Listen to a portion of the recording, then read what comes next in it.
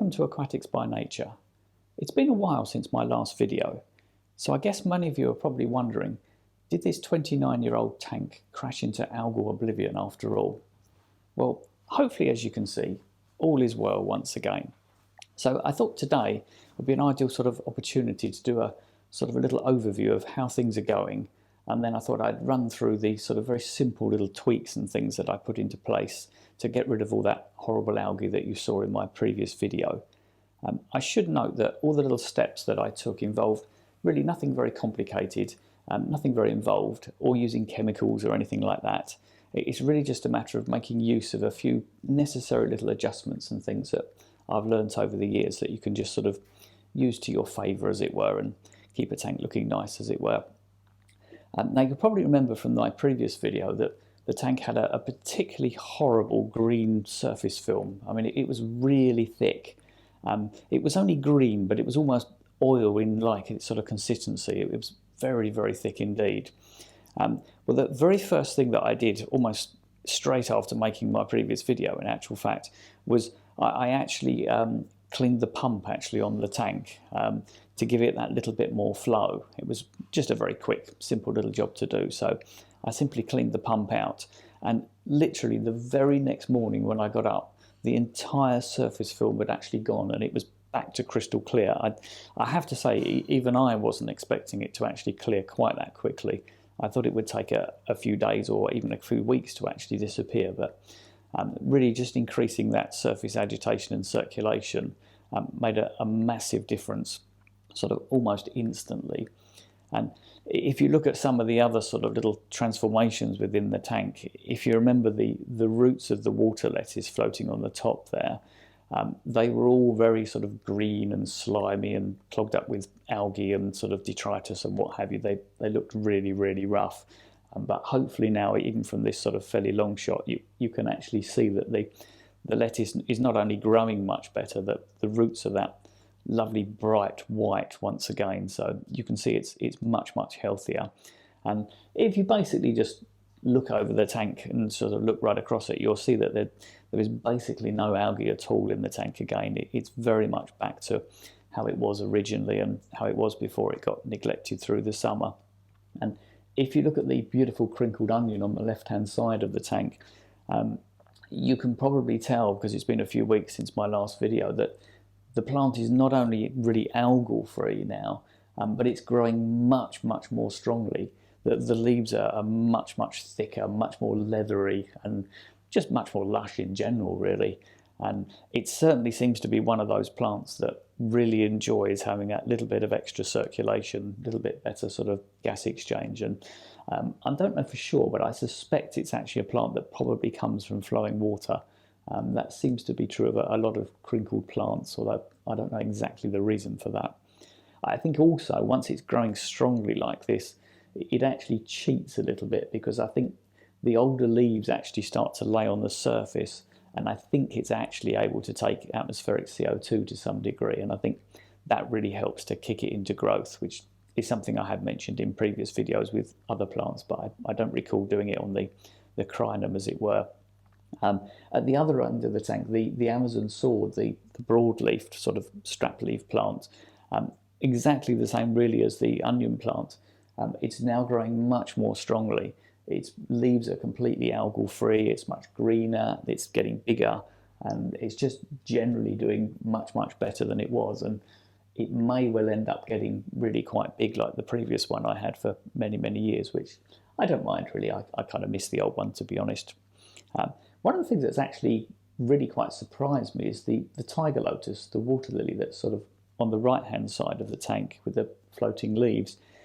Normally in the summer, this plant would actually go completely dormant in this tank. It would completely disappear from the tank. It would literally just retreat back to its sort of underground sort of bulb rhizome, as it were, and then it would come back in the autumn.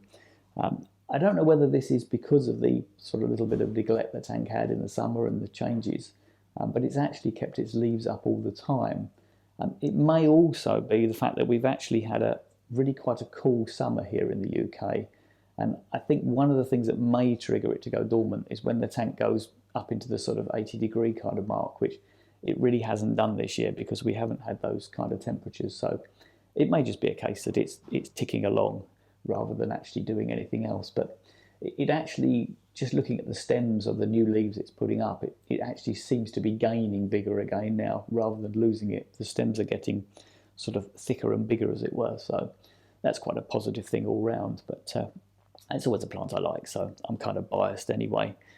You may also notice that on the right hand side of the tank there has been recently lots and lots of spiky moss, to the degree that it was actually swamping out the cryptocorynes. So it was starting to get some of that horrible algae trapped in it. So I took the sort of executive decision to actually remove most of it, which actually initially didn't look great, because where the cryptocorynes were sort of pushing up through the moss, when I took the moss away, it actually looked quite bare in places, particularly on the right hand side of the tank. And the cryptocoryne leaves that were left were kind of tall and spindly, where they'd had to force their way up through the moss. So I actually trimmed off quite a lot of the cryptocoryne leaves as well, which left it a little bit bare. But as you can see, they've now come back quite nicely and they're gradually thickening up. So it was kind of a temporary thing. The substrate, the sort of liverwort that was again with the moss and kind of, you couldn't really see it before, that again actually is doing really quite a lot better as well. So generally speaking, when the tank came out of the sort of algal stage, as it were, after I made the changes that I'll go through in a minute, everything is definitely doing much, much better. The sort of cryptocoryne carpet along the bottom of the tank, it did have a little bit of a sort of cryptocoryne melting session, especially initially, which is very common with cryptocorynes when you change their environment. But because these ones are incredibly sort of well established, having been in the tank for all of its sort of 29 years, as it were, you get that little bit of melt, but they recover very quickly. And as you can probably see, the new growth that is coming through is much, much nicer. It's that nice bronzy colour. It has a much more sort of shiny leaf when it's happier, and you get that beautiful sort of crinkly edge on the leaves as well, which is something that I really like. But I just kind of feel they're gradually getting their shine back, as it were. And then the good old favourite, the ambulia, the feathery plant in the middle of the tank, there was actually quite a small amount of that in the tank when the tank went into its sort of algal bloom stage, when I neglected it. But it was really picking up algae quite badly because the tank wasn't in a good place. But as you can see now, it's actually growing incredibly strongly. The actual individual rosettes are much, much bigger than they've been for a very long while. And it's really starting to run about the tank, sort of pop up all over the place now, which is always a good sign. In fact, the next video that I'll make will actually be a little bit of a sort of a pruning video, I think, because the tank is going to get a little bit out of hand shortly. So there's a few plants that need a little bit of extra TLC, so I'll probably make that video quite shortly. So anyway, I guess what you really want to know is, how did I actually stop that algal bloom that you saw last time? How did I manage to actually just tip the tank, as it were, into the right direction, rather than going into sort of algal Armageddon and getting into that sort of downward spiral where everything kind of goes wrong and is very difficult to correct? Well, as I alluded to at the beginning, the first thing that I did was actually to clean the pump, which did actually get rid of the surface film overnight, which, as I say, was very impressive. I was very happy with that. The next thing that I actually did was I actually looked at the amount of flow that pump was created, and it was actually quite an old pump. So I actually decided to actually put a bigger pump on the tank anyway. The original pump was only about a 300 litre an hour pump, and this is a 180 litre tank. So that's not even a twice an hour sort of turnover. So I decided to put a 600 litre an hour pump on. So that's roughly about 3 times an hour turnover, which is a reasonable flow, but it's still not very much, especially when you allow for clogging. But it's actually the pump size that this tank had originally, and I think in retrospect it's actually about the right size for it, as it were. The other thing that I did at the same time was I actually took all of the filter sponges out, and I actually cleaned all of the sponges in a little bit of water from the tank. Again, just to make sure that the flow itself is actually nice and steady and nice and sustained and not going to be sort of going up and down or anything. And then the one extra little thing that I do occasionally, but not very often, is I actually put some filter wool on top of the filter. Normally the filter is just the normal big sort of square foam blocks, but they're not terribly fine. And because the tank had quite a lot of organic material floating around in it, I felt the water needed a little bit of a sort of polish, as it were. So, and you can probably see now, if you look along the bottom of the tank, there's actually quite a lot less mould and sort of general organic material on the bottom of the tank. And the reason for that is that the filter is now working more efficiently, and the filter wool is obviously taking more of that fine material up. And in actual fact, one thing I have been doing, again, which I don't normally do, which is because of the algal problem, is I'm actually changing that filter wool quite frequently at the moment, so that I'm actually removing that mould and organic material actually from the system. Because one of the main causes I've always found for algal blooms is when you tend to get too much organic material in the tank. And I think partly because of the slow flow and relatively slow filtration and a long period that the tank had actually been left, it had got to that stage where it had built up too much decay in the tank, and the tank was struggling to cope with it, and the algae was kind of taking advantage of that kind of effect, as it were.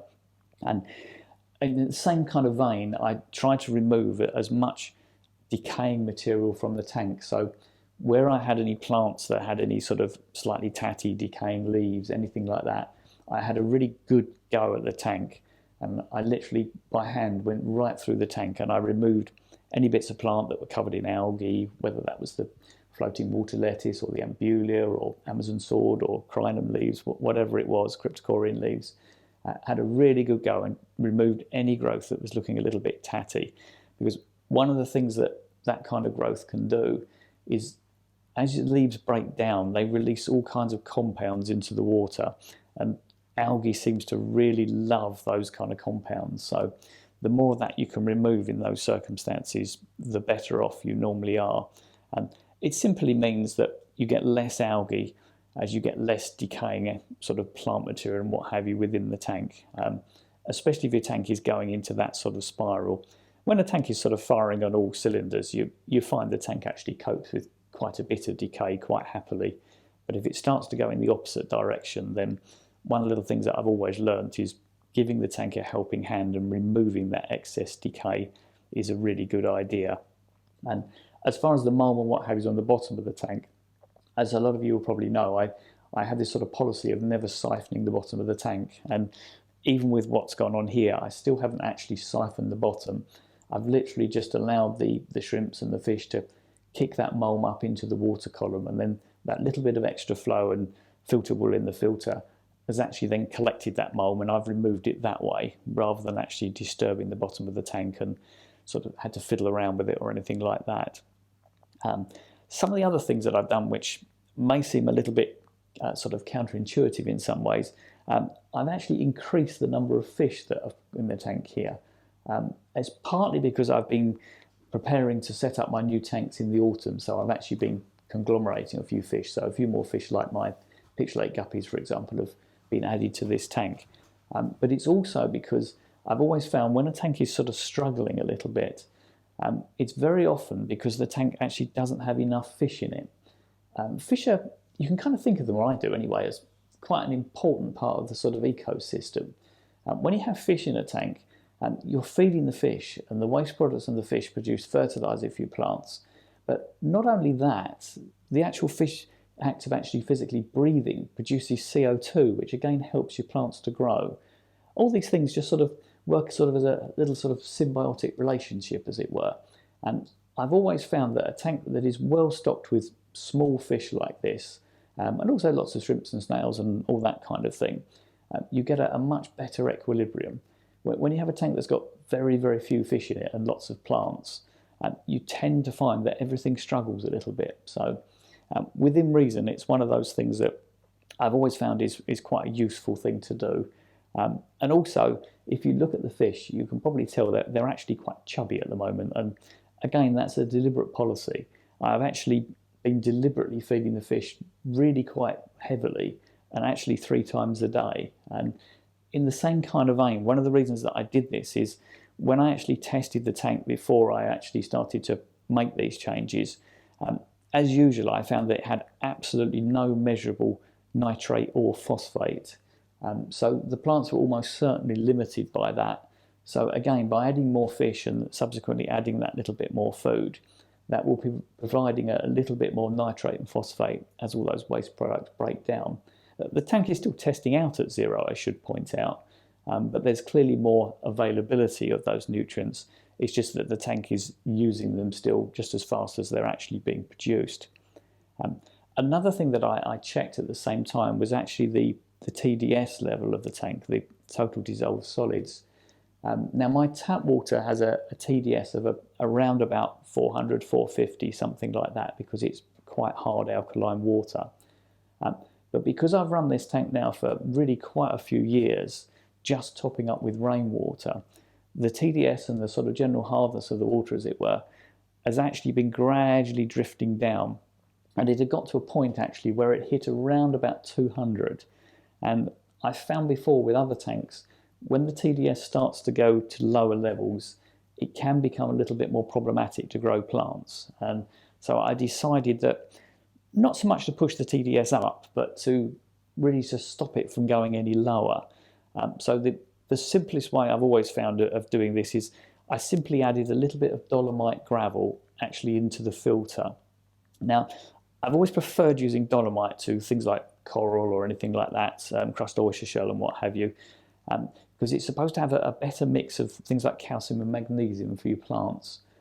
It also seems, or certainly with my tank, seems to be that little bit less reactive. So although it's able to sort of help to put some of these elements back into the water, it does it in a very, very slow, sort of controlled manner. So I don't get sudden shifts in pHs or any real measurable level. I mean, even the TDS itself doesn't really noticeably shift.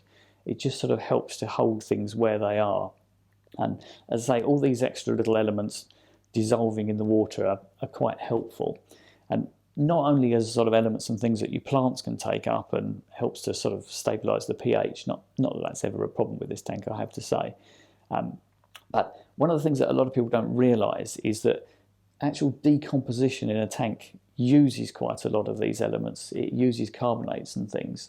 So by putting something like dolomite into the filter, it can actually make decomposition that much more efficient within your tank. And the better decomposition is in your tank, the less organic material that you get in the tank, which is, as I say, can stimulate algae like the problem that I had. Also, the less mold that you'll get in the tank. And the tank will just generally look cleaner. But in many ways, and probably most importantly of all, it has the side effect of the more efficient decomposition is in your tank, is the more efficiently it's actually releasing nutrients for your plants. So again, the whole thing is a sort of symbiotic relationship. Everything is linked together and revolves round and round. And if you can keep this sort of cycle of life, if you like, all running smoothly, then the tank runs smoothly. It's just really periods of neglect, like happens quite often with me in the summer when I get distracted with the garden and other jobs and things that go on. So that's always the time where if anything's going to go a bit wrong, it tends to be then. So the secret, as I say, is just making little tweaks like these and just really catching things in time. And as hopefully you can see, the water itself is absolutely crystal clear. And remember, this is without using any carbon or any sort of absorbative sort of additives in your filter. It's literally just foam and a little bit of filter wool at the moment. The tank is probably also benefited a little bit from the fact that it is summer and the water temperature is a little bit warmer than it normally is. But we've actually had quite a cool summer this year. So the tank has barely been up to 80 degrees. So that's pretty cool. I normally get a period where the tank's running a little bit in the 80s, and that will make certain plants grow faster. But as I would have helped a little bit this year, but not too drastically, as it were. And then sort of going back to the algae as such, then in terms of actually just on a macro scale of getting rid of the very tiny bits of algae that you can't actually removed with bits of plants. I basically did what I said in my previous video, and I added half a dozen more amano shrimps to the tank, which they were only small ones, but they all help the sort of general cleanup crew. And in actual fact, I probably will add another half a dozen. I like to have the population in this tank ideally around about 20. I think the optimal level I've always found is very roughly one amano shrimp for every sort of 10 litres or a couple of gallons. And I find at that sort of level they do a really wonderful job. And I love them anyway. They're great things to watch. And some of the old ones in here are actually in excess of 20 years old. They're just fabulous creatures. Unfortunately, by now having added some new ones to the tank, I'm going to lose track as to which are the 20-year-old ones. So I'm not going to be able to actually tell if they hit sort of 25 or something, because they'll all look the same. But at some point I had to sort of put the lid on it, as it were. But as far as the maintenance and things that I've done tweaking to this tank, I've added the filter wool into the tank to collect a lot more fine particles, but I haven't resorted to siphoning the tank or changing water or doing anything like that. I'm really just adding more nutrients by feeding the fish a bit more and a slightly bigger fish population, adding some dolomite to the filter to basically just stabilise things a little bit, help decomposition a little bit, and just give us those few little extra nutrients to your plants. And I think probably quite importantly as well, I've increased the water circulation, which has given that little bit more surface agitation. So there's considerably better gas exchange than there was. You can probably see the water is just rippling very gently. The surface isn't being broken or anything. It's just a nice steady flow that's just circulating, and it's that bit more sort of steady right the way around the tank, which I think is always helpful. And it's certainly giving much stronger plant growth, and ultimately it's that stronger plant growth that outcompetes the algae, and that way you get everything back in this nice natural sort of equilibrium, and the tank is back to really how it was, and it's kind of happy days for the next sort of 29 years, as it were. So hopefully that gives you a little bit of an idea of the things that I've done to the tank, and hopefully over the next few weeks and months I will have a bit more time to make some videos, and I do desperately want to start setting up the new tanks in the autumn, so hopefully I'll get back to the old sort of routine of doing regular videos for you.